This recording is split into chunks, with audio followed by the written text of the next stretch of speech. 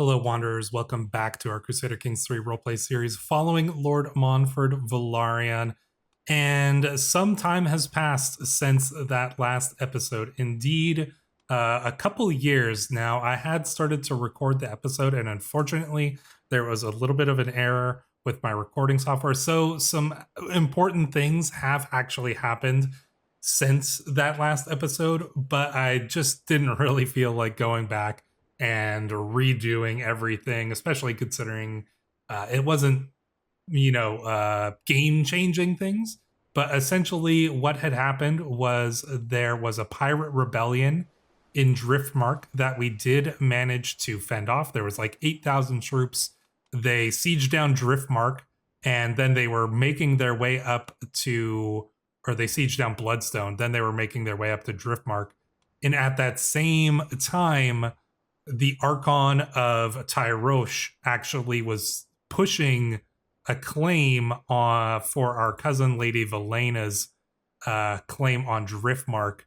And so the Tyroshi army, which was about 10,000 strong, started sailing for us too. So we had the pirate army of 8,000 and the Archon's army of 10,000 coming for us. So we were in pretty big trouble considering we only had, maybe 2,000 or 3,000 troops at the time. So I pulled our troops away from the armies here, fighting the War of the Bastard King, and we pulled them back. We pulled back to Driftmark in order to defend our home island. And in order to do so, we also needed to get another alliance because we simply did not have the troops. And so we made a betrothal between our daughter Aema and the son of the Elliot of Mir, and that gave us an extra 10,000 troops that we were able to call upon to defeat the Tyroshi army. There's quite a few battles. We utterly crushed the Tyroshi army. You can see some of these battles here. I'll show you the details of them. But yeah, we did pretty good, as you can see. I mean, Valdor still fighting pretty good. Evitho as well. Evitho's got some new armor. We did a couple more battles here. This is just us basically like cleaning them up essentially.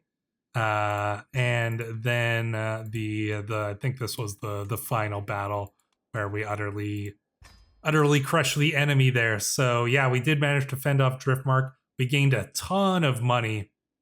We gained almost 1,000 from defeating Tyrosh, and then we gained some more money from defeating the pirates as well.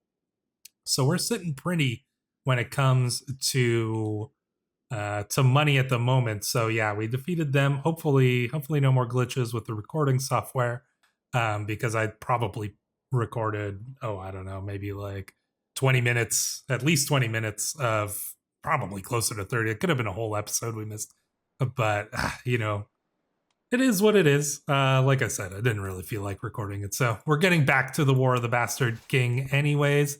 And things in that regard have not really progressed super far. We had to pull back. And during that time, not much has happened. The Iron Islands have fired off their own independence war here. But it's not really going super well for them because the Vale has actually gotten called in to both wars. So yeah, the Vale is actually on the side of the Iron Throne now, which is, I think, we've still got the numbers advantage, but it's not a huge advantage. So yeah, things are not done and dusted just yet. We are going to need to be cautious here and try to find... Ooh, I don't really like the way that this is going here. Okay, well, looks like we're gonna... Oh, nope. Well, we didn't get away from it here. Maybe our allies are gonna come in? Let's see. Come on, allies. Oh, I think our allies are gonna come in and help us here. We're holding off. Look at this. Look at this, you guys. Montfort Velaryon. Those of you who knocked him in those beginning parts of the war for, he was more of a tourney knight. He wasn't battle tested. We had only fought some, pirates in the steppe zones. Well, you know what? Montfort comes here. He lures the Lannister army in to the Great Fork and you know what? He knew that his allies were nearby. And so we just need to hold off the enemy long enough for our allies to come in. So here it is, Montfort versus Tywin. And who got the upper hand? Lord Montfort did. Hell yeah. Crushing Tywin's army here. Well done, Lord Montfort. We're going to attach to the bigger of the Storm's End armies. And that should give us a little bit of safety here, hopefully. So yeah, crush the enemy army. But we got to get some sieges done, you guys. Like, we got to stop moving around and just actually do some sieges. Lord Courtney of Gullet Isle. Missing an eye, but you know what? Just proved yourself. So yeah, I mean, we could start a legend also for that war that we won, but I want to save up this money because there's some things that I would like to buy, and we really need a lot of money for it, so let's hope we can get some sieges. Oh, I mean, they just want to go for battles, but we need to do sieges. To Lord Montfort of Driftmark, I am writing to all the lords of Westeros, so let them know the truth that has been hidden for too long. Despite what you have thought, Prince Jon of the Black Pines was in fact born to the union of Lyanna and Prince Rhaegar of Dragonstone. I ask that you and the rest of the realm recognize this reality and the implication it brings. Lord Howland of the Neck. Ooh, Lord Howland has given the secret of Jon Snow's parentage. Let's mark Jon here. Oh yeah, House Targaryen. Interesting. So there is a Targaryen. Okay, well, you know what? Maybe this episode is starting in a pretty interesting time. Who is this? Please accept this humble gift. An ancient plaque. All right, we will accept it. This is from one of our allies. So there is a Targaryen. Well. Guess we'll have to see what we do about that, but there isn't really much we can do just at the moment. We're currently embroiled in the War of the Bastard Kings, so we'll see what happens after that. Oh, come on, as if we didn't engage their entire force there. Damn. Utterly destroyed the Vale army, though. They must not have that many troops left. Yeah, 28,000. Okay, guys, let's just do some sieges here. Like, I know you guys want to go and defeat the Lannister army, but we gotta get some war score here. We need to get the war score going. We are being raided by... Salador San. Well, there's not much we can do about that at the moment here. Aegor brought my daughter Daenerys to the market. Let's see. No, you must care for the poor. Arrogant. Fickle. She's patient, just.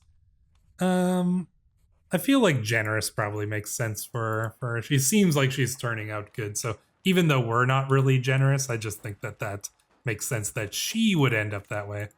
Let's look at the details from those battles here. Lord Nestor Royce was slain in a battle. Oh yeah, so there. That's Nestor Royce there. And details of this battle as well. Let's take a look at the events. Samwell Furrows was slain. Lord John Bushy, and nobody really of great importance there. Okay, now just keep the sieges going, guys. You know what? I'm actually going to break off our army so that just in case they want to like leave the sieges here. With the fall of the settlement of Gullet Tower to the pirate lord Salador, much of Gullet Island is left bare. Ugh, I mean, there's not much we can do. We can pay them to help rebuild, but I mean, oh, we better not go for Driftmark itself, though. Hopefully not. If we do, we might need to pull our troops back in that case, but looks like they're not going to, thankfully. I mean, what can we do? We can't pull our troops away from this, this war all the time, right? What? Did Renly just die? No, what happened?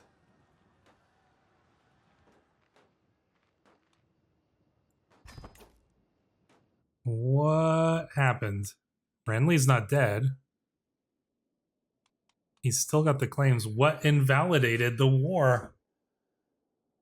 I am very unsure of what just happened there.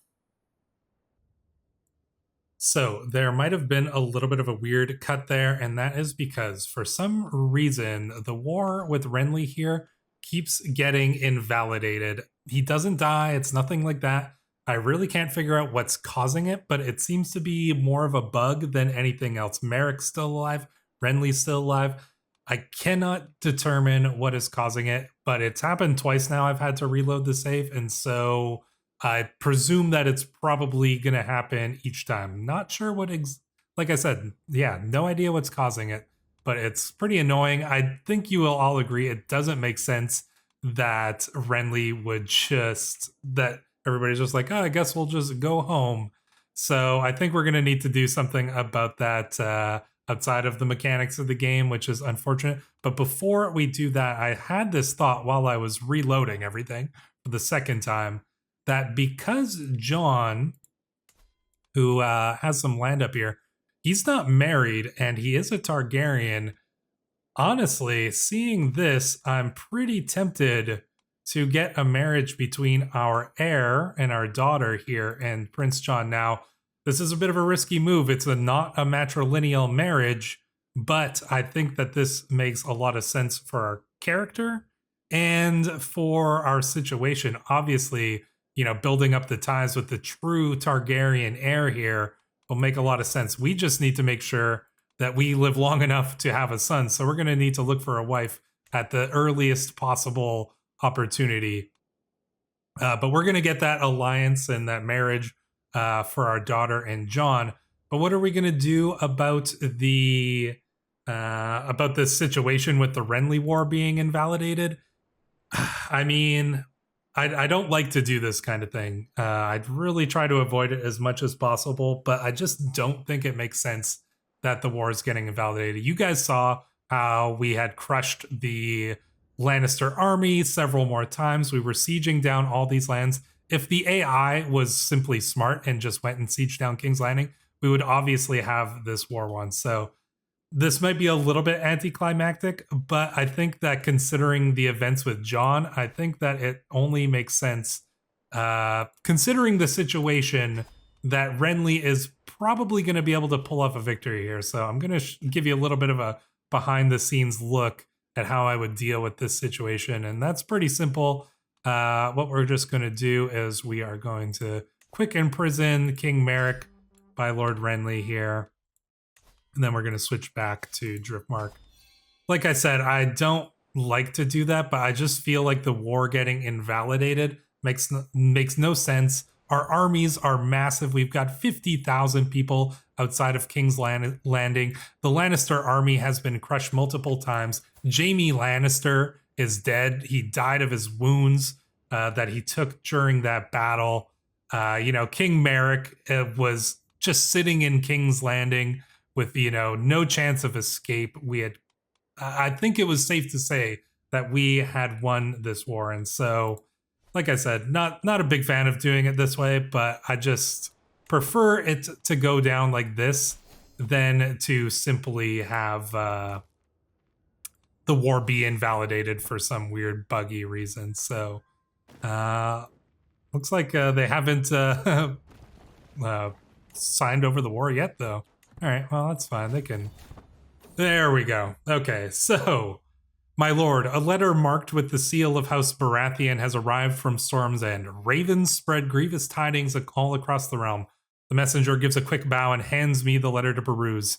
King Renly Baratheon has been proclaimed as the new ruler of the Seven Kingdoms. Before resuming my task, I wonder for a brief moment, what shall his role bring? Only time will tell. And Lord Merrick or King Merrick here was executed by Renly. Well, now, like I said, maybe not the climactic end to the war, but I think the events are quite interesting in and of themselves. So let's pause it here. So a victory for Renly. So Renly takes over the Iron Throne. And I mean, looking good with his Baratheon crown there, but both of his sons are dead. And now there is a Targaryen in the north with a claim to the throne, a rightful claim to the throne. And obviously, we know where we are going to be throwing our weight behind essentially once we get the opportunity. But yeah, the question is, what is Jon going to do about this? Let's take a look at Jon's stats here. He is honest, patient, content, and lustful. Interesting. Okay. I mean, not completely, off from what we might expect from Jon. I mean, honest is definitely there. Yeah, I wonder if he is going to push his claims or if we're going to need to push the claims for him. It's a good question. And what's going to happen with Renly? His primary heir is Lord Alan of Estermont. So if something bad were to befall Renly, who knows what would happen? I mean, there's a lot of possibilities. And so I'm going to throw this over to you in the comments. This is probably going to be a pretty short episode, I'm imagining here. But also, what is with the Kingsguard? The Kingsguard own some land here? Okay, I mean, that's a little bit curious, I suppose. Yeah, Lord Commander Maros. Okay, the Kingsguard have a duchy. Yeah, let's see what happens. You guys leave some comments down below. We also need to consider who we are going to be marrying. And there are a few options. Lord Marjorie of the Reach is now, I mean, she never did end up getting married, I don't believe. So that's a possibility there. So we've got Marjorie Tyrell. Let's see, anybody else of interest here? Let's put on Grand Wedding because that might affect things here. Alliance Power. So some of our possibilities, Marjorie Tyrell, that one might be a pretty good one. We've got a Rogaire. So from Lys, I think we have some connections with that family. There is a Martell princess here, Princess Liera. And those are probably the main ones. So there's a Lannister as well, but we're not going to marry a Lannister. Not seeing anybody else who might really be entirely fitting. The question is, would we potentially wait for like Daenerys to show up? That's up to you. I'm going to put some options in a poll, and we're going to see what you guys think of what we should do for our marriage prospects as well. This is a weird episode, I know. Struggled with it a little bit, but I think that the events itself and the story that's going on here is pretty interesting. So I am going to end things here. Like I said, weird episode, but hey, it's it's how it goes sometimes. So yeah, leave your comments down below about what you think we should do next, who we should marry, and what you think is going to befall the Seven Kingdoms if Jon decides to push forth his claim. We'll have to find that out in the next one, but until then, Wanderers, thank you for watching.